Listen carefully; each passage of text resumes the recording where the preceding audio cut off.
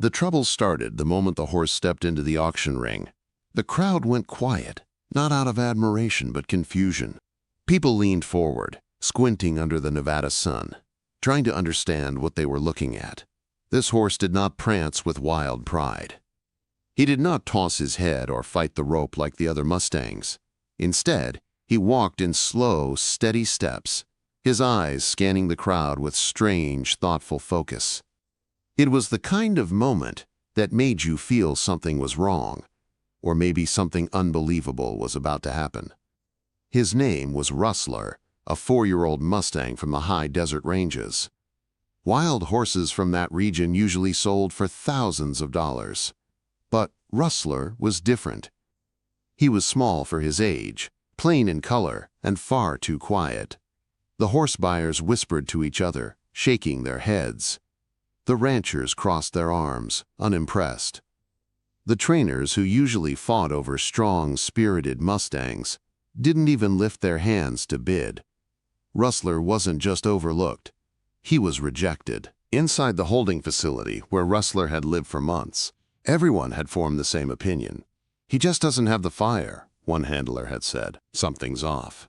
What nobody understood was that Rustler wasn't afraid. He wasn't broken. He was watching. He was studying. He was noticing things about people, things they didn't even know about themselves. And that was Rustler's real problem. Whenever visitors walked past his pen, Rustler would walk toward them and start nudging or sniffing specific parts of their bodies. Sometimes their arm, sometimes their leg, sometimes their chest. People complained that he was being rude or strange. Some even said the horse made them uncomfortable.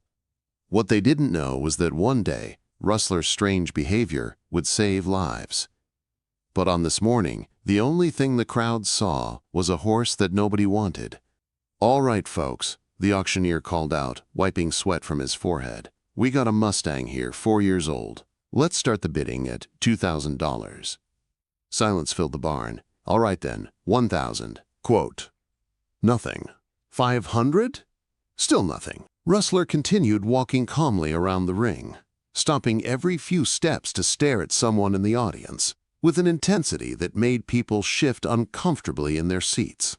"Ladies and gentlemen, I need at least one bid," the auctioneer said, his voice cracking with frustration. "$50? People looked away.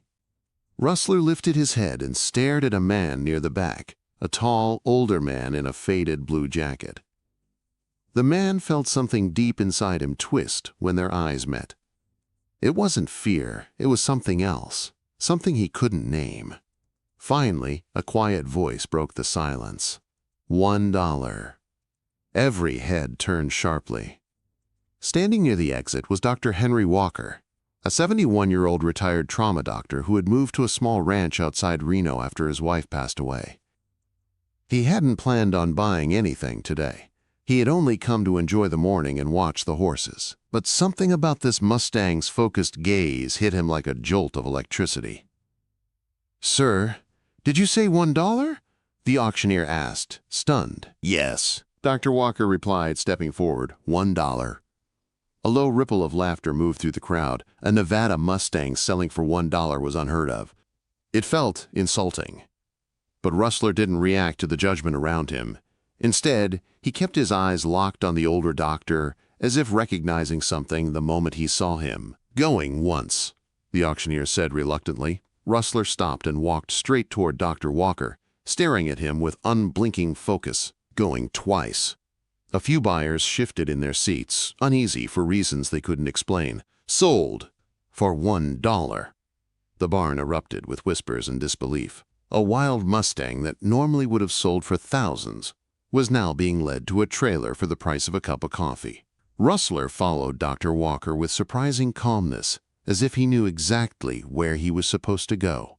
When they reached the edge of the parking lot, Rustler stopped and nudged Dr. Walker's chest, right above the heart, not once, but several times. Firm, intentional, persistent. "What's wrong, boy?" "Doctor," Walker asked softly, placing a hand on the horse's neck. Rustler nudged again, harder this time. A strange dizziness washed over the old doctor. He grabbed the trailer rail to steady himself. He ignored it for now. Maybe it was the heat. Maybe he stood too fast. But Rustler's eyes told a different story. That gentle, unwanted $1 Mustang had already sensed something brewing deep inside Dr. Walker's chest, something that no human doctor had found yet. And in just a few days, Rustler's mysterious behavior would leave real medical professionals speechless. Rustler settled into Dr. Walker's quiet ranch with surprising ease. The old doctor lived alone on 20 acres of peaceful Nevada land, where the sound of wind brushing through sagebrush was louder than the distant hum of any town. Rustler seemed to sense the calm right away. He moved slowly through the pasture, taking in every sight and sound like he was mapping the place in his mind. But he never strayed far from Dr. Walker. On the very first morning, something strange happened. As Dr. Walker poured grain into Rustler's bucket, the Mustang stepped forward and nudged the doctor's chest again, this time harder. Persistent, almost urgent. All right, Dr. Walker muttered, rubbing the spot where Rustler kept poking. I hear you. But he didn't really understand. Not yet. Rustler followed him everywhere that day.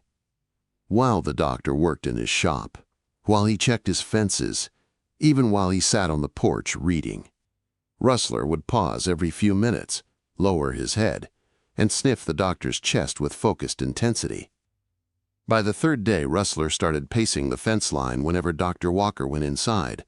He acted anxious, restless, on edge. It wasn't normal horse behavior, and it certainly wasn't something a newly adopted Mustang should be doing. When Dr. Walker's neighbor, Sarah Miller, came to visit, Rustler's odd behavior grew even stranger. The moment she stepped out of her truck, Rustler trotted straight toward her and began nudging her lower back again and again. Whoa! Easy there. Sarah laughed nervously, trying to move away. What's wrong with your horse, Henry? He acts like he's trying to push me over. But Rustler wouldn't stop. He nudged her in the exact same place every time, focused and insistent. Dr. Walker felt a familiar chill.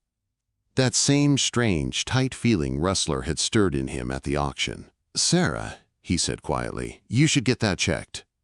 She shrugged it off. It's nothing. Probably sciatica.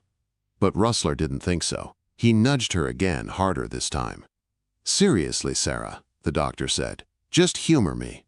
You know I spent 50 years as a trauma surgeon. When an animal acts like this, I pay attention. Sarah finally agreed. 2 days later, she called him in tears. Henry, she whispered over the phone. The doctor found a mass pressing against my kidney. They caught it early. They said it could have turned serious if I ignored it. Dr. Walker looked out the window at Rustler, grazing peacefully by the fence. You're saying your Mustang did that? She asked, her voice shaking.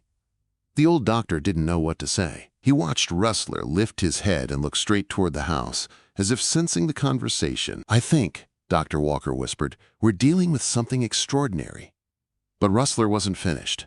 A week later, Dr. Williams, a local veterinarian and close friend of Henry's, stopped by to give Rustler a full examination. The moment she stepped into the corral, Rustler stiffened. He sniffed her, circled her, then pushed his nose gently but repeatedly against the left side of her neck. Hey! That's enough, Dr. Williams said, trying to swat him away. But he pushed again. And again. Has he been doing this to everyone? She asked, forcing a laugh. No, Dr. Walker said. Only people he thinks are hiding something. Dr. Williams rolled her eyes, but her hand went up to her neck. I've had a little swelling there. Figured it was nothing. Rustler nudged the exact spot with force that startled her. The next morning she got the lump scanned. The diagnosis hit her like a punch. Early-stage lymphoma. Treatable, curable, but only if caught early. Henry, she said, her voice breaking, your horse saved my life. Word began to spread through the small Nevada town. People whispered about the strange Mustang with the quiet eyes who could find sickness before doctors could.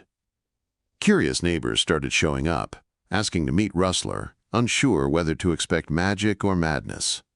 Rustler never acted dramatic, never reared or snorted or showed off. He only did one thing. He walked up to certain people and pressed his nose against the exact spot where something was wrong. And every time, he was right. But while Rustler was saving everyone else, his behavior toward Dr. Walker became more desperate. One evening, as the doctor walked toward the barn, Rustler trotted up to him faster than ever before. He circled him, pushed him toward the fence, stomped his hoof, and then nudged his chest so hard the old man stumbled back. "Stop that!" Dr. Walker gasped, grabbing the fence for support. But Rustler wasn't stopping. He nudged the same spot, over and over, panic growing in his eyes. The doctor felt a sharp pain shoot across his chest. He sank onto a bale of hay, breath trembling. Rustler stood frozen, staring at him with wide, fearful eyes. And in that terrifying moment, Dr. Walker realized the truth. Rustler wasn't acting strange. He was trying to save him. Hours later, Dr. Walker would be lying in a hospital bed, surrounded by stunned doctors who couldn't understand how he was still alive after what they found. They had only one explanation. A wild, rejected $1 Mustang had sensed a heart condition growing deep inside him long before any machine ever could. And Rustler wasn't done changing his life. Not even close. Dr. Walker returned home a week after the hospital released him. The doctors had told him the truth in careful, serious voices. His heart had been moments from a major cardiac event. If Rustler had not warned him when he did, the outcome could have been fatal. Most people never get a warning. But Rustler had been shouting one the only way he knew how. When the old doctor stepped out of his truck that first day back, Rustler didn't run or nudge him. He simply walked forward and placed his head gently against Dr. Walker's shoulder. It felt like a greeting, a welcome home, but also a promise. "I'm still watching out for you." Soon people began showing up at the ranch like pilgrims traveling towards something they couldn't fully explain. Some came because they were sick and had nowhere left to turn. Others came simply because they wanted to see the horse who had saved a man's life by doing something no doctor had ever seen a horse do before. Rustler didn't react to everyone. He didn't act like a miracle worker. But when he stepped towards someone, the change was visible. His ears would tilt forward. His eyes would sharpen. Then he would press his nose against one exact spot on the person's body and refuse to move. A retired schoolteacher who had ignored stomach pain for months. A young truck driver who didn't know he was diabetic. A teenage girl whose shortness of breath was caused by an undiagnosed heart murmur.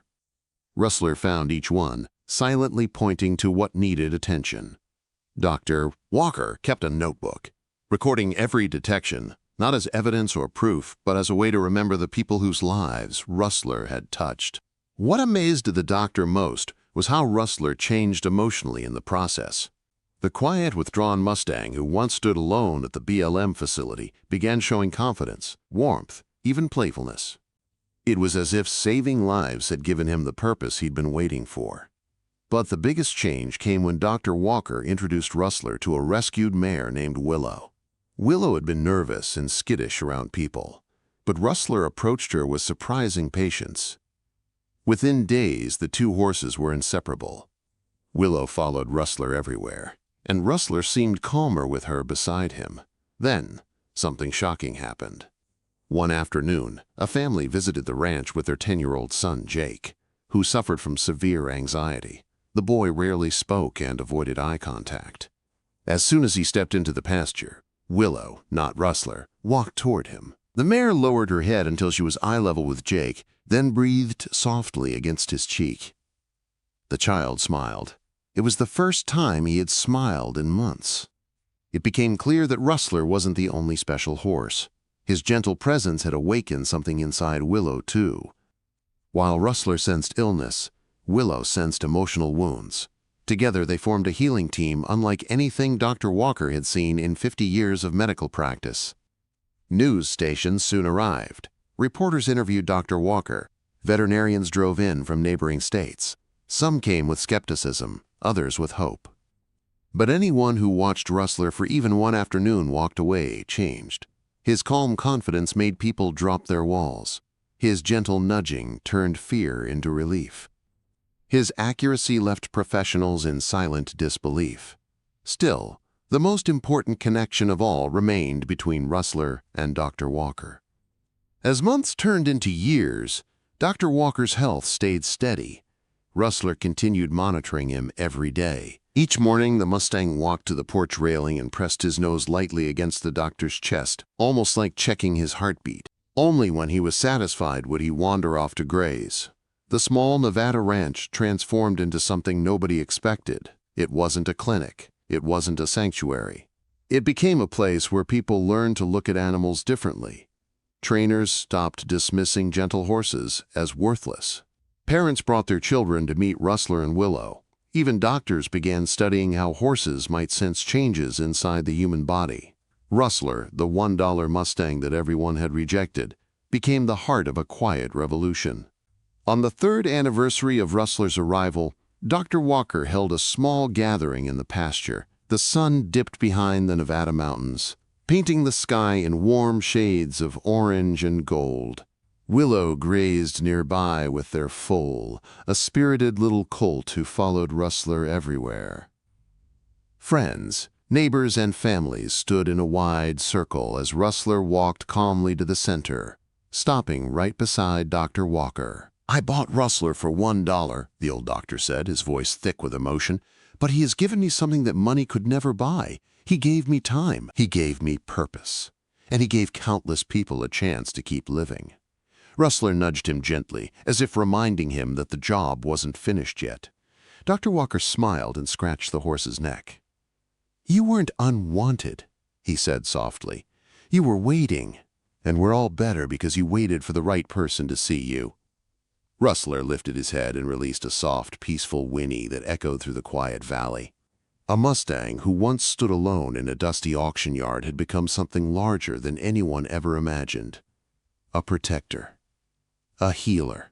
A living reminder that miracles don't always come with flashing lights or bold colors. Sometimes they come quietly. Sometimes they arrive plain and gentle. And sometimes they cost just $1.